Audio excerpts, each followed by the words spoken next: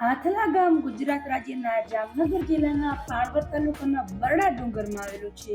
ભારતમાં શનિદેવના મુખ્ય 3 મંદિરો અને સ્થાનકો આવેલા છે, જેમાં મહારાષ્ટ્રમાં સિંગણાપુર જે કર્મભૂમિ કહેવામાં આવે છે, રાજસ્થાનમાં કરપાસન અને ગુજરાતમાં હાથલા જે જન્મભૂમિ કહેવામાં આવે છે.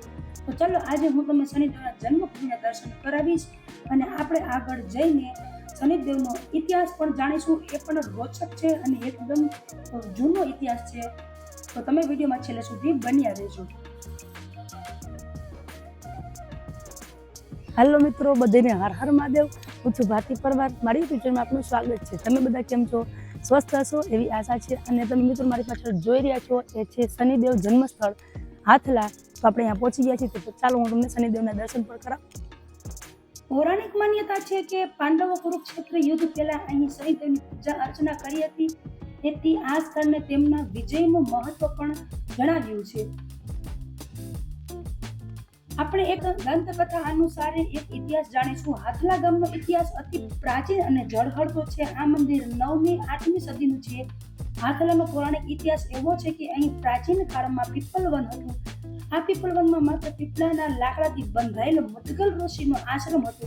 કુરુક્ષેત્રના યુદ્ધ પછી મુદગલ ઋષિ પણ પશ્ચિમમાં આવીને રહેલા. તેમને સંપત્તિ માટે અને સત્તા માટે ભાઈ ભાઈને કપાઈ મરતા જોયા હતા. એટલે પશ્ચિમમાં સૌરાષ્ટ્રમાં આવીને તેમને સૌરાષ્ટ્રના અધિષ્ઠાતા શનિ મહારાજની પૂજા અર્ચના શરૂ કરી. મુદગલ ઋષિના આ સ્ત્રોતથી પ્રસન્ન થઈને શનિ મહારાજ હાથીની સવારીએ પીપલવનમાં પધાર્યા. મુદગલ ઋષિએ ઘણા આદર માનથી પીપલવનના મૂળમાં જ્યાં 33 કોટી દેવતાઓનો વાસ છે તેની સાથે શનિ મહારાજની સ્થાપના કરી. મુદગલ ઋષિની ભક્તિથી શનિ મહારાજ જ્યાં હાથીની સવારીએ પધાર્યા તે હસ્તિસ્થળ તરીકે પ્રખ્યાત થયું. પ્રાચીન કાળમાં હસ્તિસ્થળ અને મધ્યકાળમાં હાથી સ્થળ થઈને અર્વાચીન કાળમાં હાથલા થયેલ છે. હાથલા એવા ગામનો અર્થ થાય છે કે જ્યાં શનિ મહારાજ હાથીના વાહન ઉપર બિરાજમાન છે. હવે તમે જે દર્શન કર્યા છો એ બાળ સ્વરૂપ છે શનિ મહારાજના. એ સ્વયંભૂ છે, બાજુમાં છે હાથી ઉપર બિરાજમાન શનિ મહારાજ. એ મુદગલ ઋષિ દ્વારા સ્થાપિત કરેલા છે. તો મિત્રો આપણે શનિદેવના મંદિરે અહીંયા પહોંચી ગયા છીએ. તો અહીંયાના પૂજારી સાથે આપણે મુલાકાત થઈ છે. તો બે શબ્દો પૂજારીને પૂછી શનિદેવના મંદિર વિશે કે એનો ઇતિહાસ શું છે, બરાબર? તો પહેલા તો તમારું શુભ નામ જણાવો. મારું નામ જયેશભાઈ ગુલાબભાઈ ગૌસ્વામી. હાથલા ગામ શનિ મંદિરના પૂજારી તરીકે પૂજા અર્ચના કરું. તો આપણે આ શનિદેવનું જન્મસ્થળ કહેવાય છે. કેવી રીતે એના માતા પિતાનું નામ ને શું હતું? શનિદેવના માતા જન્મસ્થળ જે આ પૌરાણિક મંદિર છે, 7મી સદીનો ઇતિહાસ કહે છે. પણ મંદિરના 10,000 વર્ષ પૂરા થાય છે. 10 વર્ષ એથી વધારે છે. આ શનિ મહારાજની આ મેન મૂર્તિ છે, પ્રાગટ્ય મૂર્તિ. બીજું એક મંદિર આ ઉપર શનિ મંદિર બિરાજમાન છે, એ સ્થાપિત મૂર્તિ છે. એ મંદિરના 2,000 વર્ષ પૂરા થાય છે. ઓકે, એટલે એના 2,500 વર્ષ એના થયા છે અને આ સ્વયંભૂ છે. આ સ્વયંભૂ. ઓકે, એટલે આમ જન્મસ્થળ પાછળ ભૈરવ દાદા એમ બેઠા છે. એ પનોતી સ્વરૂપે બેઠા છે. આ 7.5 પનોતી શનિદેવના પત્ની સ્વરૂપે પાછળ 2.5 વર્ષની. પત્ની હતા. હા, એના પત્ની. કેટલા વર્ષો તમે જૂનું પૂજવા માંડો? 10,000 વર્ષ. 10,000 વર્ષ વધારે. 7મી સદીનો અંદાજ. આના 10 નામ છે. ઓમ ધ્વજની ધામની જવ કંકાલે કલ્પિયા કરંગી તુરંગી મહિષી આજા. 10 પત્નીના નામ છે. આખું ટૂંકમાં 6 કુટુંબ. હા, 6 કુટુંબ. બરોબર. હનુમાનજી મહારાજ બેઠા છે. એ પનોતી સ્વરૂપે આ બધી પનોતીની જળ એના પગે સાથે દબાવીને બેઠા છે. બરોબર. ગણપતિ, નાગદાદા, શિવલિંગ છે. શનિદેવનું વાહન છે. બરોબર. શનિકુંડ. એ શનિકુંડના પાણીથી બધા માણસો નાહી ધોઈ કપડાં ઉપર, શરીર ઉપર એને પનોટી હોય તેના શરીર માટે કપડાં એને કાઢી નાખવા લાગે છે. બીજા શ્વેત કપડાં પહેરીને એની પૂજા અર્ચના એને કરવાની શનિદેવની. શનિ એટલે એની મનોકામના બધી સિદ્ધ કરે અને બધા કાર્યોના સફળ કરે. વૈશાખમાંથી અમાસ શનિ જયંતિ માણસો અહીંયા માનવ મેળામાં દર્શન કરવા ઉમટી પડે. શનિદેવ એના કામ બધા પૂરા કરી છે. એની બધી મનોકામના સિદ્ધ કરે. પનોતીની પીડામાંથી રાહત આપે.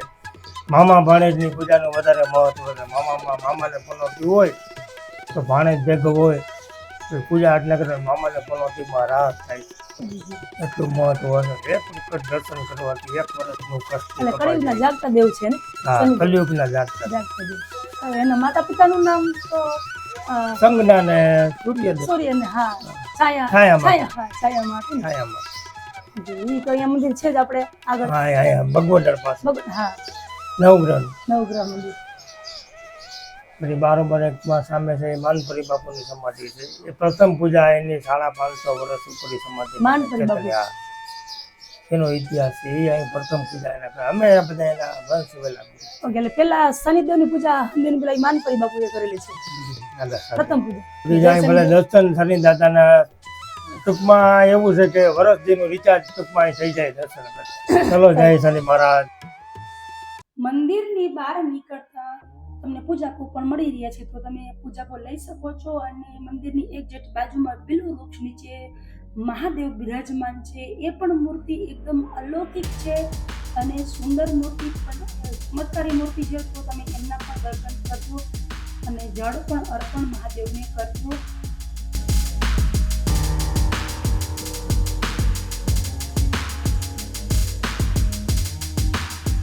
અહીંયા સાફ સફાઈ પણ સારી 2 માણસો કરી રહ્યા છે, તમે જોઈ શકો છો. એક માન્યતા છે કે ભક્તો અહીંયા પગરખા મૂકીને એમની પનોતી પણ દૂર કરે છે.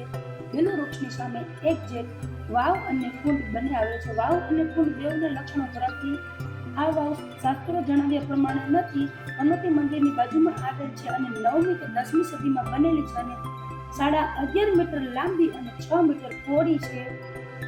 આ વાવ પણ એકદમ પ્રાચીન અને પૌરાણિક છે. હવે આપણે મંદિરની બહાર આવી ગયા છીએ. મંદિરની બહાર આવતા જ સામે એક વજરાજ મંદિર છે, તો એમના પણ તમે દર્શન કરી શકો છો. વાછરા દાદાના મંદિરમાં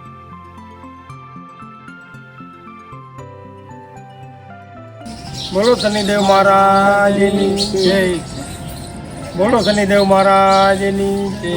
શનેશ્વર મહાદેવની જય. શનેશ્વર મહાદેવ. तेरे महिमा कोई न जाने हे शनिदेव, तेरे न्याय को न पहचाने हे शनिदेव. श्रद्धा भक्ति से भज नित नाम, श्रद्धा भक्ति से भजो नित नाम. सत्य सत्य कोटि प्रणाम देव, जैन में कोटि प्रणाम. सत्य सत्य कोटि प्रणाम देव, जैन में कोटि प्रणाम. धन्य धन्य शनिदेव की महिमा महिमा शनिदेव, धन्य धन्य शनिदेव की महिमा महिमा धन्य शनिदेव. તો મિત્રો મારો આખો વિડીયો બદલ ખૂબ ખૂબ ધન્યવાદ. તમને વિડીયો કેવો લાગ્યો એ મને જરૂરથી જણાવજો. સારો લાગ્યો તો લાઈક કરો અને તમારા મિત્રોને શેર કરો. અને આવા નવા વિડીયો જોવા માટે મારી ચેનલને સબસ્ક્રાઈબ કરો. અને આવા નવા વિડીયો આપણે મળતા રહીશું. ત્યાં સુધી બધાને હર હર મહાદેવ.